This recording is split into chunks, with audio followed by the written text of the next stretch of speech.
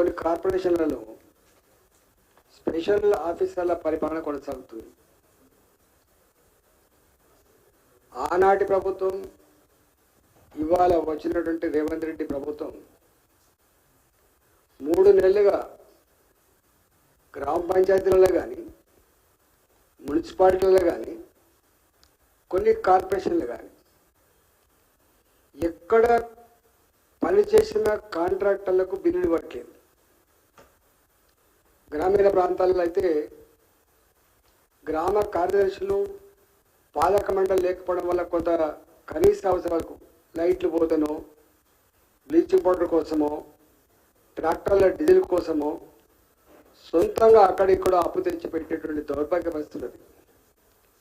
నేను రేవంత్ రెడ్డి గారిని ఒకటే డిమాండ్ చేస్తున్నా, నువ్వు పెద్ద పెద్ద మాటలు మాట్లాడుతున్నావు, బయట దేశాలు తిరిగి వస్తున్నావు, తెలంగాణ ఏదో ఆదర్శవంతమైన రాష్ట్రం అంటున్నావు. ఇవాళ చివరికి నీ గ్రామాలలో ఈ గ్రామ పంచాయతీ సిబ్బంది జీతభత్యాలు లేక ఇవాళ అల్లాడుతున్న పరిస్థితి కనబడుతుంది. వార్డు మెంబర్ నుంచి మొదలుపెట్టి సర్పంచ్ల వరకు, ఎంపీటీసీల వరకు వాళ్ళు చేసిన పనులకు 3 ఏళ్ళుగా బిల్లులు లేకపోయినాయి. కాంట్రాక్టర్లకు బిల్లులు లేవు. చివరికి గ్రామ పంచాయతీలో పనిచేసే సఫాయి కార్మికులకు కూడా జీతాలు లేవు. నీ గ్రామ కార్యదర్శులు పెట్టుబడి పెడితే వాటిని తీసుకునే డబ్బులు తీసుకునే పరిస్థితి లేదు. అక్కడో ఇక్కడో అకౌంట్లో డబ్బు ఉంటే చెక్కులు ఇస్తే ట్రెజరీకి పోతే ఆ చెక్కులు పాస్ అయ్యే పరిస్థితి లేదు. ఇది ఇవాళ 12,800 గ్రామ పంచాయతీలో ఉన్నటువంటి పరిస్థితి. ఇవాళ మున్సిపాలిటీలో కావచ్చు, చివరికి హైదరాబాద్ జిహెచ్ఎంసీ కావచ్చు, డబ్బులు లేవని కాంట్రాక్టర్లకి ఆ పేపర్లే బ్యాంకులలో కుదబెట్టి మీరు లోన్ తెచ్చుకోండి, 6 నెలల వరకు మీరు వడ్డీ కట్టండి, 6 నెలలు దాటితే మేమే వడ్డీ అసలు కడతామని చెప్పేటువంటి పరిస్థితి.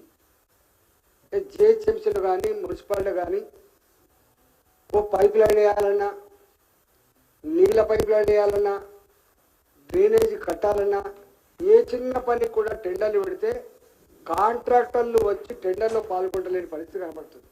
అంటే ఒక్క మాట చెప్పాలంటే గ్రామ పంచాయతీ కావచ్చు, మున్సిపాలిటీ కావచ్చు, కార్పొరేషన్ కావచ్చు, వల్లకాడిగా మారిపోయినాయి. చివరికి కాంట్రాక్టర్లు ఈ అప్పుల బాధ భరించలేక బ్యాంకులలో ఎన్పిఏ అకౌంట్లు అయితే అని చెప్పి జనరల్గా కాంట్రాక్టర్లు సాటమాడిగా పనిచేసుకుంటారు.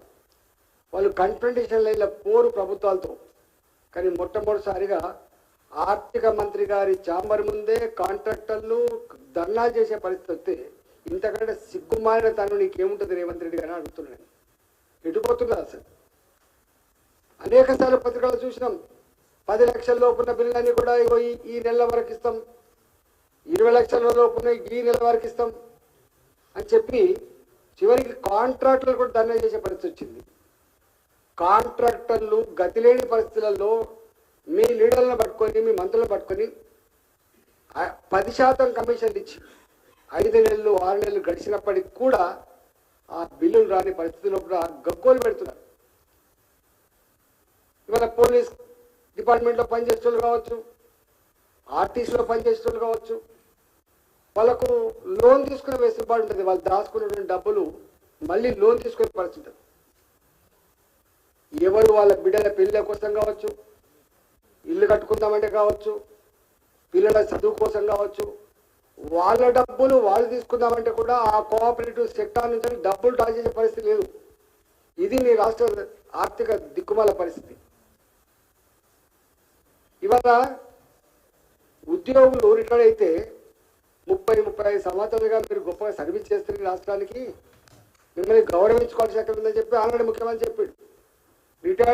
రిటైర్డ్ కాగానే నేను మంచిగా కార్లు ఎక్కించుకొని నీకు రావాల్సిన బెనిఫిట్స్ అన్ని కూడా నీకు చేతిలో పెట్టి నేను ఇంటికి తీసుకుపోయి సన్మానించి నీ ఇంటికాడ తోలేస్తామన్నటువంటి రాష్ట్రంలో ఇవాళ పరిస్థితి రిటైర్డ్ అయినటువంటి ఉద్యోగులు కూడా వాళ్ళకు రావాల్సిన బెనిఫిట్స్ రాకపోతే బ్రోకర్ల దగ్గరికి కావచ్చు, రాజకీయ నాయకుల దగ్గరికి కావచ్చు.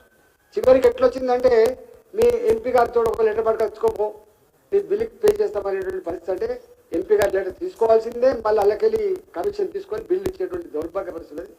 అంటే రిటైర్డ్ అయినటువంటి ఉద్యోగులకు కూడా వాళ్లకు రావాల్సిన బెనిఫిట్స్ ఇచ్చేటువంటి పరిస్థితుల్లో ఈ రాష్ట్ర ఆర్థిక పరిస్థితులు.